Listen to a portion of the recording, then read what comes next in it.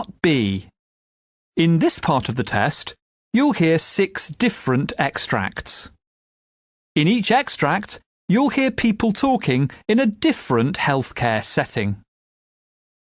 For questions 25 to 30, choose the answer A, B or C which fits best according to what you hear.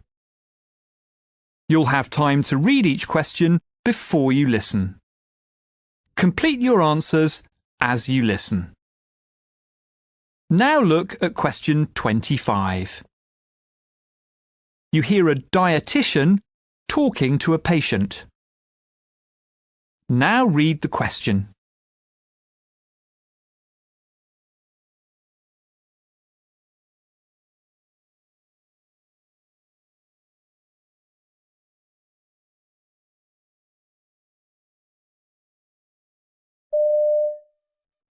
So what seems to be the problem?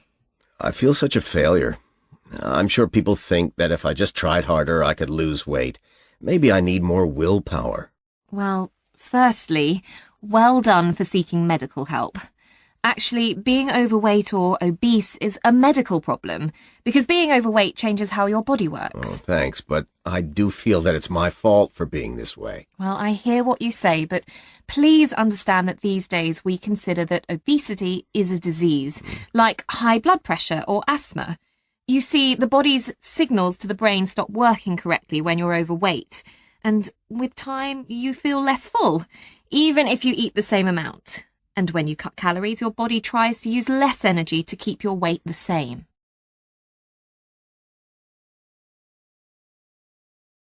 Question 26. You hear members of a hospital committee discussing problems in the X-ray department. Now read the question.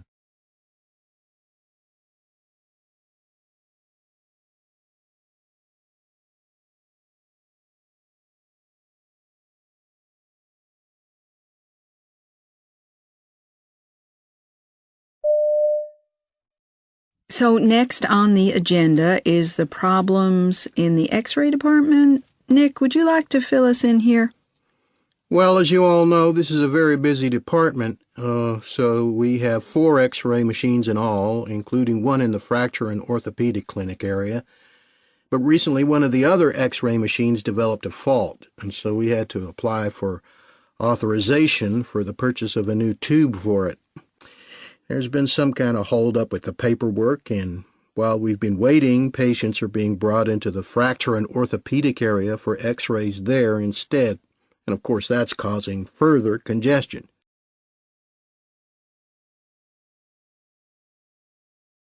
Question 27. You hear a senior nurse giving feedback to a trainee after a training exercise.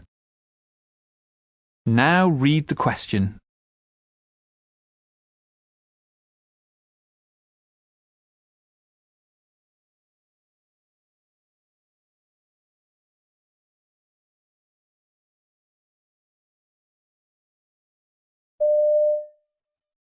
OK, that went quite well, didn't it? But it took you a while to work out where the CPR board was kept. Yeah. So what does that tell you about this scenario? We need to check where things are before doing anything else. Exactly. And of course, it takes a second or two to put the head of the bed down, because you've got to have that part of the bed flat before you slip the board in. I wish there was a quicker way.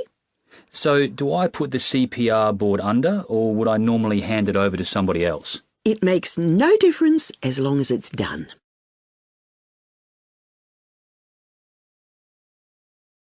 Question 28. You hear a trainee nurse asking his senior colleague about the use of anti-embolism socks for a patient. Now read the question.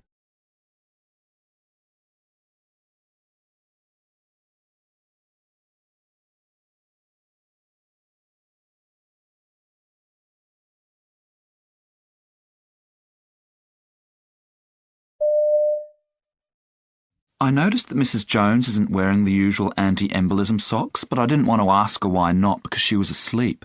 Is it because her legs are swollen? Well, sometimes we don't recommend the socks if there's severe swelling with edema, but that's not the case here. Mrs. Jones was actually given them initially on admission last night, but she told us this morning that her lower legs were feeling numb. She described it as having no feeling. Until we've checked out the reason for that, for example, it could be an underlying condition which could damage her arterial circulation. We're reducing the risk of thrombosis by pharmacological means. Oh, I see.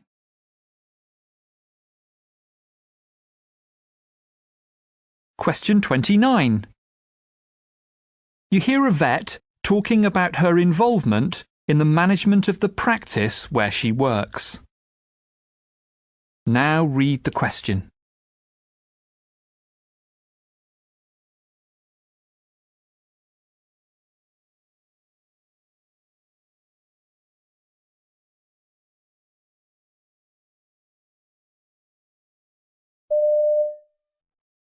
At first, when I took over the financial running of the practice, I felt rather thrown in at the deep end.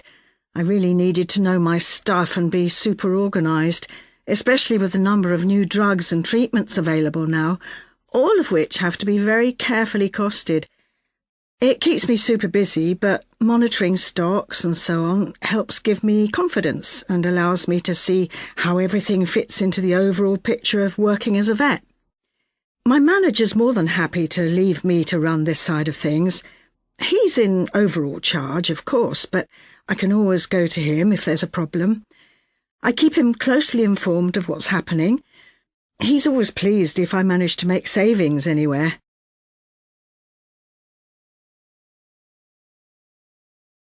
Question 30. You hear a physiotherapist giving a presentation about a study she's been involved in. Now read the question.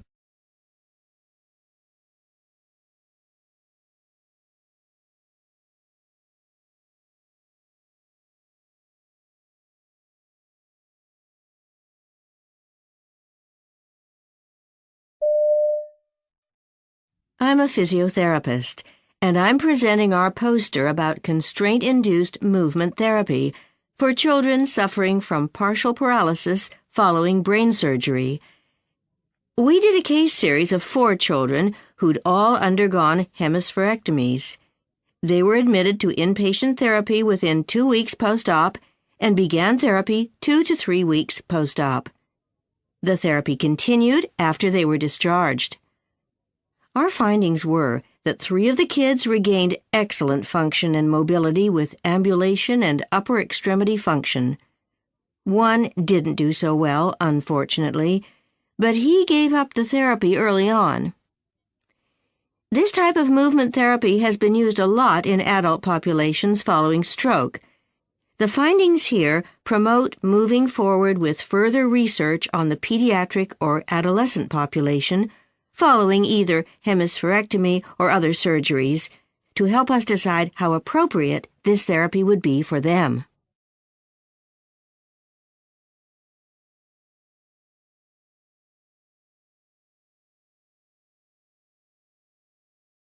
That is the end of Part B.